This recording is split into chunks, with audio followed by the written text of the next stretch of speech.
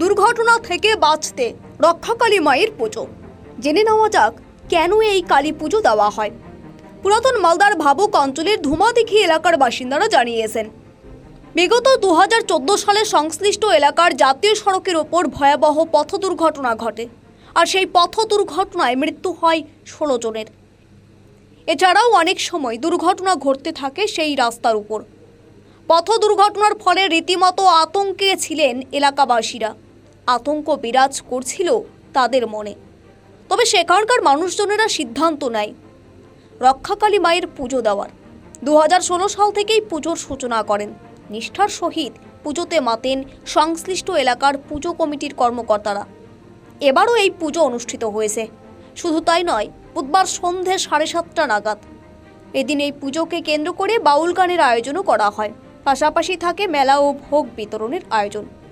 এদিন এই পুজোর দিনে ব্যাপক উৎসাহ উদ্দীপনা লক্ষ্য করা যায় ভক্তদের মধ্যে। এদিন বহু ভক্তরা এসে পুজোয় অংশগ্রহণ করেন এবং বাউল গানের মধ্যে মেতে ওঠেন তারা। কর্মকর্তাদের আস্থা দেওয়ার পর থেকে অনেকটাই কমেছে। পাশাপাশি এভাবেই তারা পুজো করে যাবেন বলে জানিয়েছেন তারা। মা তো বলতে আমাদের যে মা রক্ষাকালী আমরা বিগত 9 বছর ধরে পূজা করছি, তাতে মা আমাদের সাড়া দিয়েছে। আমাদের এখানে প্রায় অ্যাক্সিডেন্ট হতো, সেটা এখন আর হয় না। এটা আমাদের এখানে মা রক্ষাকালীর পুজো করা হয় প্রত্যেক বছরে। প্রায় 2016 থেকে এটা শুরু হয়েছে আর কি। 16 সালে একটা মর্মান্তিক দুর্ঘটনা হয়েছিল, তারপর থেকে এটা এখানে আমরা পুজো করি। প্রত্যেক বছরে পুজো এটা হয় এই তারিখে আর কি। কোন এলাকা এটা? এটা NS 34 ধুমাদিঘি গ্রাম। কি অ্যাক্সিডেন্ট হয়েছিল, কি পথ দুর্ঘটনা?